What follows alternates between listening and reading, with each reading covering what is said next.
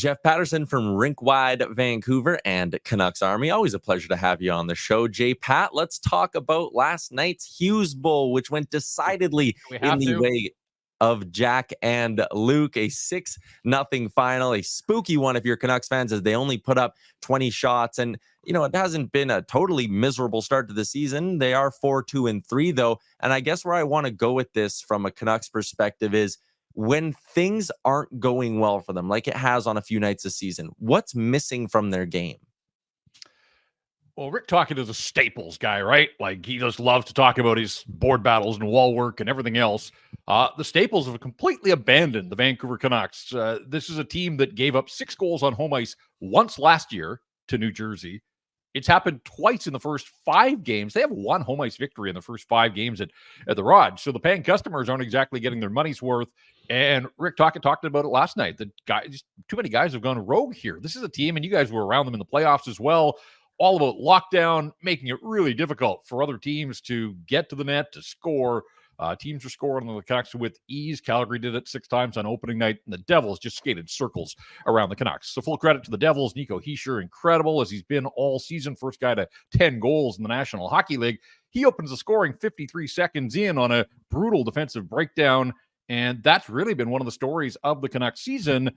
Kevin Lankinen, when you're talking about good news stories, I would heap Kevin Lankinen in there. He's been the Canucks MVP for a guy that wasn't even in training camp.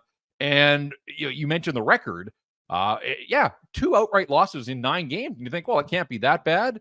Lankinen has sort of masked a lot of the problems for the Vancouver Canucks. And even like the night against Carolina the other night, they don't get to overtime and get a single point without the heroics of Kevin Lankinen. He had the night off last night. Artur Silovs, last year's playoff hero, it's been a disaster for him. He's given up 6 goals in 2 of his 3 starts already this season. So we haven't even talked about the offensive problems with Elias Pettersson and Jake DeBrusk and some of the other guys. Right now here in Vancouver, plenty of problems to go around. Yeah, but that said, I was listening to Rick Tocchet last night, J-Pad, and he was really quite measured. Did that surprise you? I think he's being a little careful, as a lot of coaches will, picking their spots to really down. Like, it's an off day for the Canucks today. I'm curious to see what Friday's practice looks like, because he hasn't really cracked the whip with this group, but he has repeatedly put it back on their feet, that it's on the players. And he knows, like, this is a team that had 5 guys, and then Lindholm joined the grip at the All-Star game. He was part of the All-Star mix, Coach of the Year, Norris Trophy winner. We know the accolades from last year, and I don't know if these guys are resting on the laurels of last year, but the page turns. It's a new season, and right now, in the here and now, 9 games in, this Vancouver Canuck team does not resemble the group that won 50 times and 109 points and clinched the Pacific in the regular season and took Edmonton to a 7th game in the second round. Last year was fun. There was a lot to like in last year, but there were also some underlying problems too down the stretch. The power play was brutal. We know about Elias Pettersson's issues. Some of that has carried over here into this year, but one thing I didn't expect was to see how sort of loose and porous defensively the Vancouver Canucks have been here through the first 9 games. Yeah, I mean, it's a big change to their defense core, right? Like, there was significant overhaul from not just, the beginning of last season to the end, but also this summer as well, that I think the lack of puck movers is something that I've heard Tocchet key in on, that I think has probably really hurt this team. But just wanted to touch on the Hughes Bowl for a second. Any clue why Jack Hughes has absolutely owned this matchup? 15 points now in 8 games against the Canucks. The Devils are 7-1, brother on brother. That doesn't sound right. Well, back it up even further, Frank. The Devils are 16-3 in their last 19 games against the Vancouver Canucks. Explain that for me, because in that time, the Devils have had 2 first overall draft picks. Like, they've been brutal in the last decade, really. And yet they have absolutely owned the Vancouver Canucks. So that's just one of those statistics that doesn't make a lot of sense. Obviously, they've got firepower. They've exploited the Canucks. As we said, scored 6 on them last year and 6 again last night. And yeah, it's got to be, I mean, like, if you're Quinn, not much you can do, right? Like big brother, he's the big brother, but Jack is the big man in this matchup. It was just the second time all three of them have shared NHL ice. So yeah, Jack and the Devils have owned the Vancouver Canucks. It is hard to fathom and understand, but as much as we build it up as the Hughes Bowl, it really has been the New Jersey Devils just laying a beat down yet again on the Vancouver Canucks. And maybe that was one thing that stood out the most. You mentioned just a quick start from New Jersey, but watching the game, the difference in team speed might have been more evident last night than it's been at any other point this season.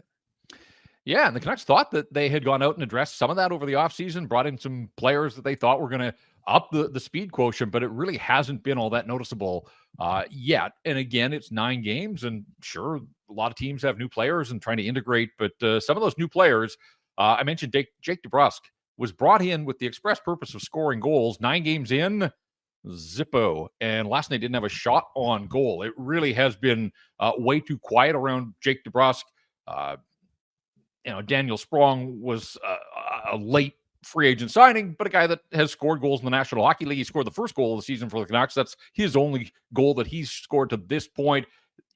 If you told me at the end of the first month that Danton Heinen and Kiefer Sherwood would have outscored Sprong and DeBrusk by a considerable margin, I don't think I would have taken that bet. So, yeah, I mean, there's just, again, their overall record with 11 points in 9 games, not terrible, but there are some real warts sort of being exposed with this group and just not enough guys doing what they're paid handsomely to do for this hockey club.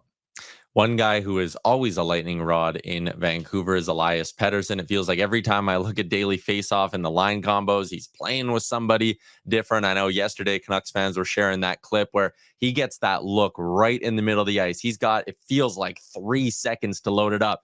Boom, right in the chest of Jacob Markstrom. He's very clearly lacking confidence right now, but what would you do if you're the Vancouver Canucks? Is there a solution to the Elias Pettersson problem? I think he's got to play his way out of it. They brought in DeBrusk. That combination only lasted 2 games, and they went away from it. They've tried different players to spark him. Connor Garland's been probably their most consistent forward from the start of the season. He's played with Paterson the last bunch of games, and that really hasn't done much. His only goal came the other night against Pittsburgh. It is wild, guys. It looks like he's not terribly interested. And I want to be careful when I say that, because I'm sure he is. But just to watch this guy that broke into the NHL, scored on his first shot, scored 10 goals in his first 10 games, won the Calder, 102-point season, like to watch him now through the first month of the season really has been a carryover to the playoffs last year, to the stretch run. You track it back to the All-Star break. Try this on for size. 32 consecutive games, regular season and playoffs, where he hasn't had a multi-point game. This is the NHL. Goals are being scored. Guys are getting points. And he's gone 32 games where it's been 1 or none for Elias Pettersson. And last night was none, obviously, as they got shut out. So it is baffling. It's bizarre. He doesn't shoot the puck much. When he does, as you pointed out, Tyler, like that would have been bar down and in a couple of years ago. And instead, just a weak little fling at the net, and Markstrom handles it easily. And that was on the power play at the end of the first period last night. And guys, that's the other thing too.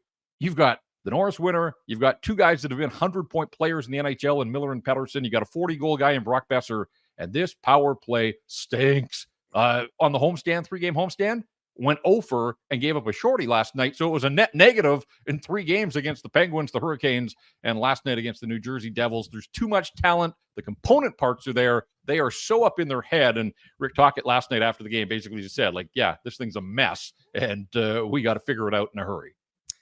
Yeah, I mean, hey, it's still early and there are a lot of fan bases saying that, but we also know that American Thanksgiving sort of deadline everyone likes to use, it comes in a hurry. J-Pat, as always, appreciate your time, man. Thanks for doing this. All right, guys. Happy Halloween.